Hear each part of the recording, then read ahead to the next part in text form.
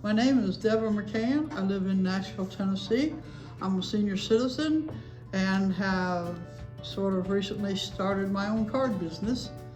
Kind of out of duress because I was working at another store and I had to quit for reasons I don't need to go into, I guess. And so I decided I could make cards, which I did about 10 or 15 years ago.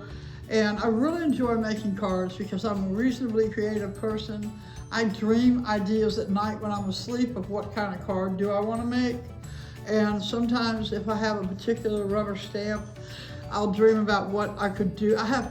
It's really weird. I'll have these very picturesque dreams and I can see it in my dream, and I'll wake up in the middle of the night and I keep a notebook beside my bed so that I can write down what I dreamt about on the card, because I'll probably forget it when I wake up. And then when I get up and I see it, I can remember it and I can make that card. And I've made quite a few cards doing that. Came up with a lot of ideas in the middle of the night. I seem to have better thought process then. Anyhow, and I just really enjoy the creativity part of it. I like my cards most of the time to be kind of on the light side. And I don't write on the inside of my cards. If it's going to say happy birthday, I have it on the outside because I feel like people need to write to their friends. And if I leave it blank on the inside, they have quite a bit of room they can write or send a picture or something if they want to. And that's why most of my cards do not have writing on the inside.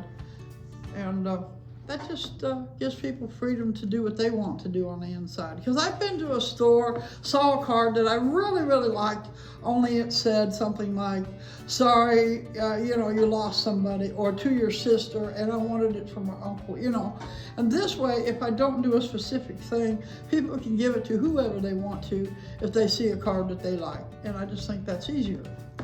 Okay, I started my cards. Well, I had an interesting cards when I was a child. My mother said I was the best person at picking out cards whenever she needed one, and she would send me to the store to pick them out. And back then there was not as many cards as there are now. When you go to the store, there was maybe one row. And my mother always thought I picked out the best cards. And I've always enjoyed cards. To me, when you send someone a card, it's a way of saying, hello, how are you?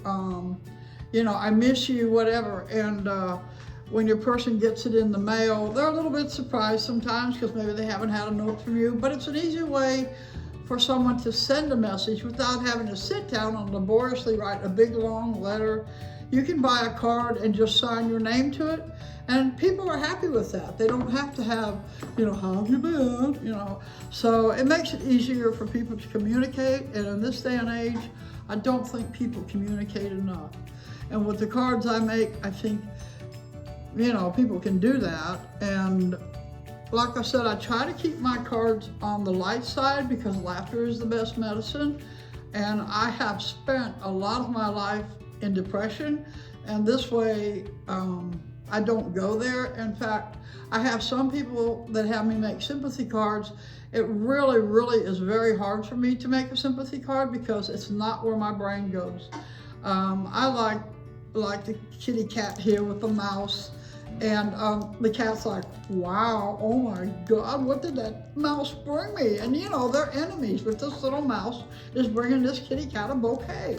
And I like things like that. Or the one I have with somewhere on the back of it, yeah. The one that has the 3 little sheep dancing around that says, thank you, thank you, thank you. It's happy.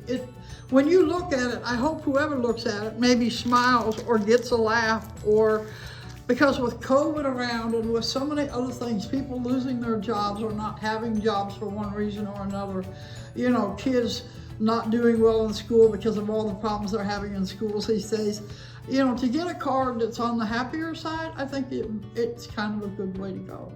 So that's why I make cards that are kind of on the light side. When I'm making cards, when I started making them again about 2 months ago, I really wasn't sure where I was going to go. I had a lot of card making supplies, but I have recently gone out and bought some new rubber stamps is where I start.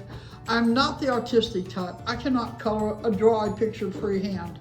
I can color beautifully. Well, I'm not as good as I used to because of my arthritis, but I can do much better with a picture than I can one I'd have to create myself. So I use rubber stamps that are, they're called public domain, sort of. They're not like Walt Disney ones, because Walt Disney, you have to have permission if you make over a certain number of cards. I don't want to get into that, and I don't want to be accused of plagiarism. So I make my own with stamps that are allowed to be used across the board. Nobody questions it.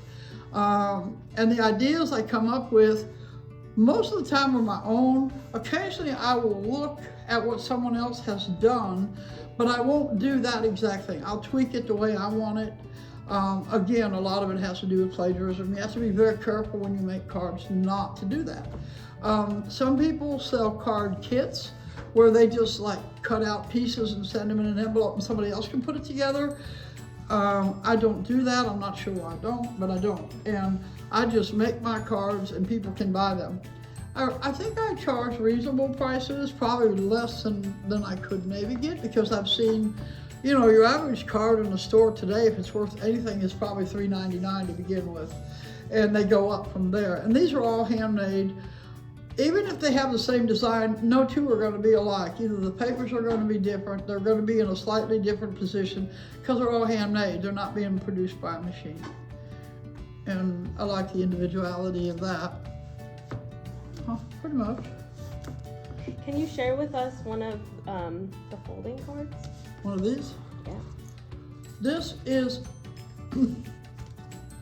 called a never-ending card. I did not develop this. This has been around probably since the Egyptians were roaming the earth, or earlier, whenever they made paper. This card, you can open it up. It just keeps on, and then you open it up again, and you just keep going.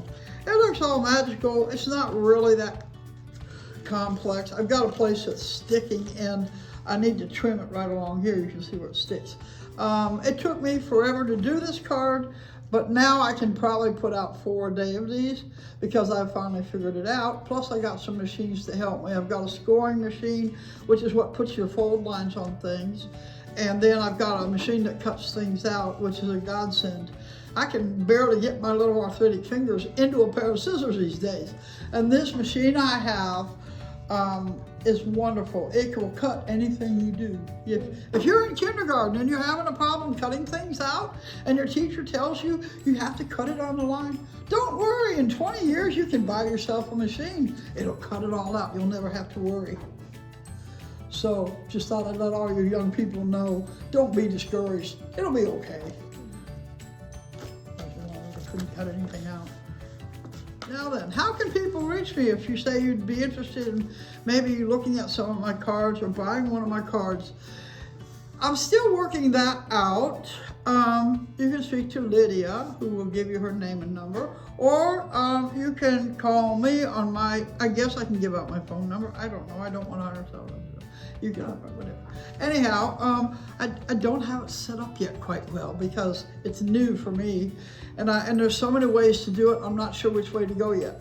If some of you folks out there have a suggestion, let me know, because I'm open to suggestion. I don't want to go on Etsy because I think they take quite a big percentage, and they also, you have to follow a lot of rules and things, and I'm not good at following rules, so I don't really want to do Etsy. I don't want to do Amazon. So I'm really kind of trying to do this as me doing me. So if you have any ideas, let us know.